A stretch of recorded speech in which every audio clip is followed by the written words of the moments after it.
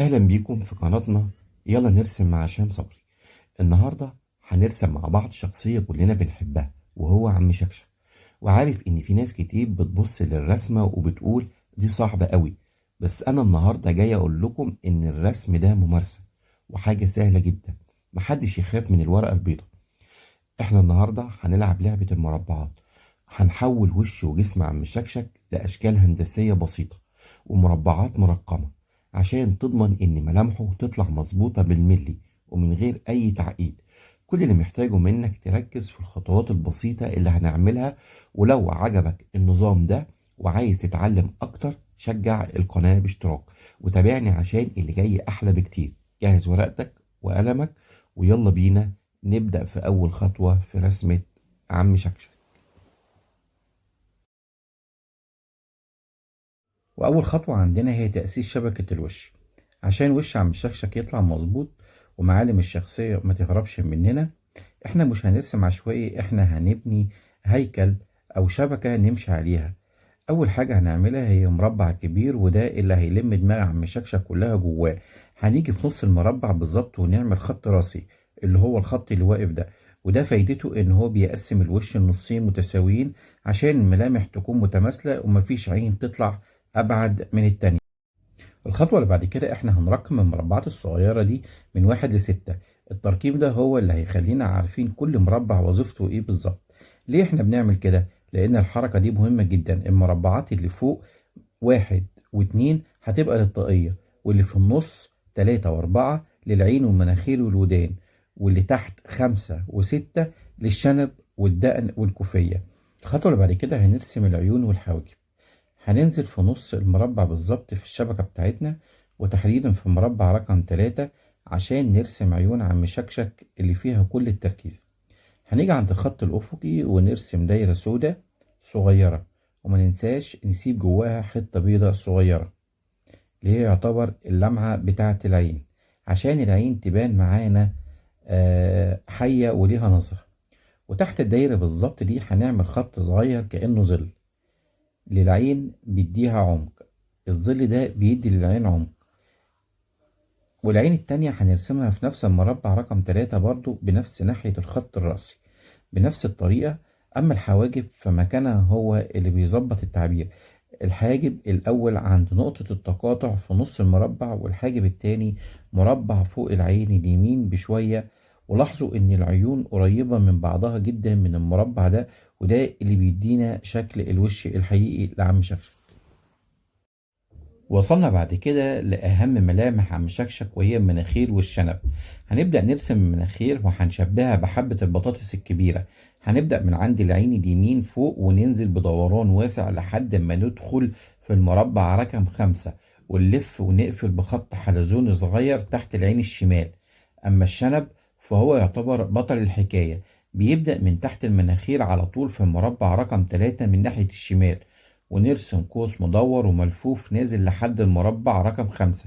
ركزوا وانا بعمل حركة الزجزاج عشان ابين خصلات الشعر في الشنب، ولازم نراعي ان الشنب كله يفضل جوه حدود المربعات بتاعتنا. وبالنسبة بقى للبق فبسبب الشنب الكبير مش هيبان منه غير خط اسود صغير جدا داخل على المربع رقم 6 من فوق، وده بيدينا ايحاء بمكان البق المستخبي. هنخش في الخطوة اللي بعد كده وهي الودان الكبيرة والسوالف. الخطوة دي مهمة جدا عشان نظهر وقار السن في الشخصية. هنروح للمربع رقم 4 وفي النص بالظبط هنروح للودان. هنرسم الودان على شكل بيضاوي مايل حاجات بسيطة. لاحظوا ان الودان واخدة مساحة كبيرة من المربع، وده من الملامح الأساسية لعم شكشك. بعد ما رسمنا الودان هنبدأ نحوطها بخصلات الشعر الكيرلي الصغير، ونراعي ان الشعر واخد راحته جوه المربع واخره بيوصل للسقف فوق. بعدها هنعمل السوالف العريضة اللي بنبدأ من تحت الودان فيها، ودي يعتبر تكة بسيطة مهمة جدا عشان تدينا تدويرة الوش المظبوط ويفضل الوش عند الرقبة بالظبط. الخطوة اللي بعد كده وهي رسمة القورة وتفاصيل الشعر. ركزوا معايا في تدويرة الوش دي.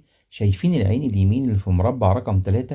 هنيجي من فوقها بشوية ونطلع بخط بيلف كبير كده لفوق لحد ما نوصل لمربع رقم 2، ودي هي يعتبر القورة العريضة. بعدها هنيجي للجزء التاني من الشعر ناحية اليمين، هنبدأ من فوق الحاجب ونعمل دوران زجزاج بسيط واحنا نازلين. هنفضل ماشيين بالدوران ده جوه المربع رقم 3 لحد ما نقف بالظبط عند نص المناخير. الحركة دي هي اللي بتحدد لنا برواز الوش وبتبين كتلة الشعر اللي حوالين عينيه. الخطوة اللي بعد كده هي رسمة الطاقية المقلمة. هنيجي عند المربع رقم 4 وبالتحديد عند أول الشعر اللي طالع فوق الودان، وهنرسم خط نطلع بيه لفوق لحد ما يخبط في الخط الأفقي بتاع المربع، ومن النقطة دي هنوصل الخط لحد فوق خالص عند المربع رقم 2، وبكده نكون عملنا السقف بتاع الطاقية. بعدها هنرسم الإطار الداخلي، هناخد خط من عند الشعر بدوران بسيط لحد ما يخبط في القورة اللي احنا رسمناها في مربع رقم 1. الدوران ده لازم يكون فوق الشعر بحاجة بسيطة عشان يدي إحساس إن الطاقية راكبة صح على الدماغ.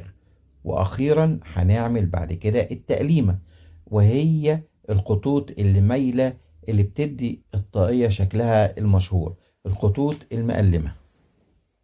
بعد كده هنخش على تدويرة الدقن ونقفل الوش. هنيجي عند المربع رقم 5 ونبدأ بالظبط من تحت الشنب والمناخير، هنرسم خط ينزل لتحت عشان يعمل تدويرة الدقن، وبعدين نطلع بيه لفوق واحنا رايحين ناحية الشمال، وندخل على المربع رقم 6 لحد ما نوصل للودان.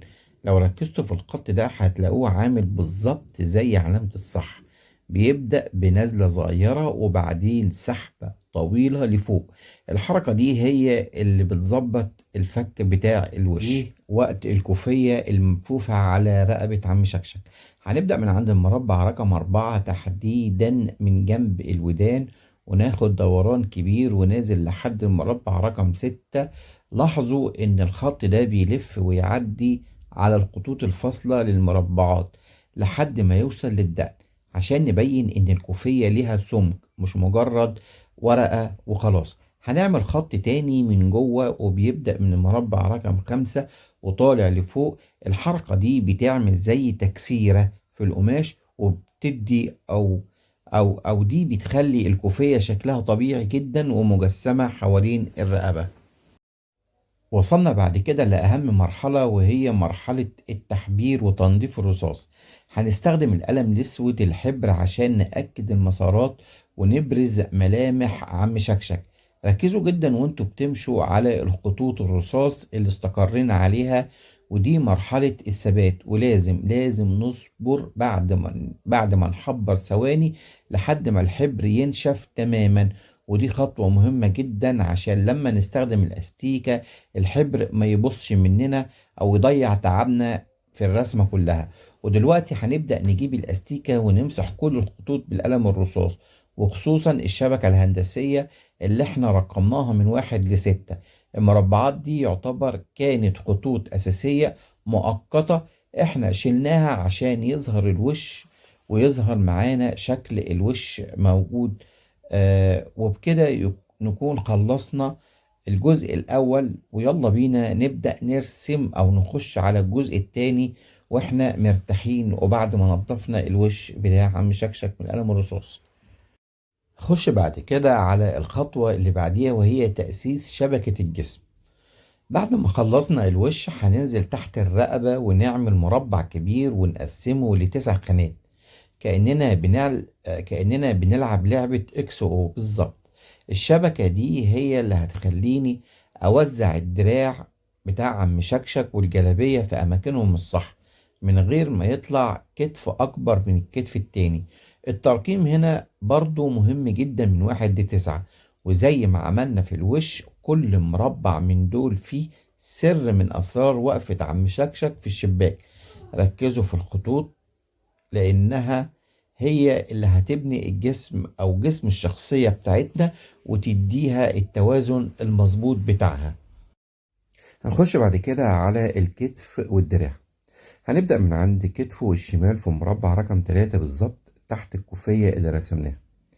هننزل بخط مايل بيمثل الكتف، وبعدين نكسر الخط ده عشان نعمل الكوع وهو متني وساند على الشباك. الدراع هنا بدأ من عند المربع رقم 3 ونازل لحد المربع 9، ومن عند المربع رقم 9 هبدأ أرسم الكوع بتاع الدراع، وده اللي بتبين إن عم شكشك ساند بجد ومحمل وزنه على الشباك. احنا هنا بنرسم هيكل الدراع الأول بخطوط بسيطة، وبعدين هنعرضها شوية عشان نوضح سمك الجلابية.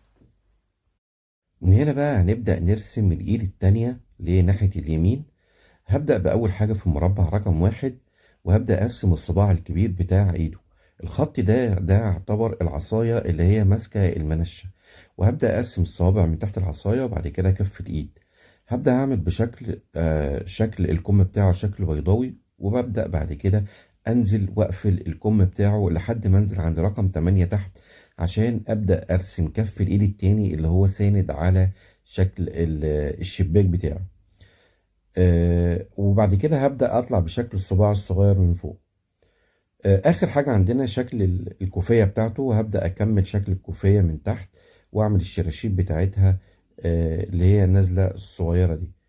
بعد كده الخطوط اللي هي المقلمة في الجلابية، هبدأ أعمل الخطوط دي عبارة عن خطين جنب بعضيهم، تمام.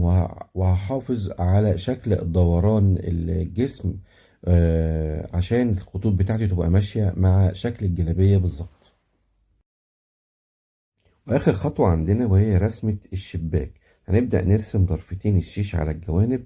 الضرفة اللي ورا ظهر عم شكشك هتكون باينة بزاوية مايلة، والضرفة التانية ناحية المنشة هتكون مفتوحة لبره. هنرسم مستطيلات مايلة شوية طالعة من البرواز الأساسي. الحركة دي بنسميها في الرسم منظور بسيط، بتدي إيحاء بالعمق والمسافة. ركزوا وانتوا بترسموا الخطوط المايلة دي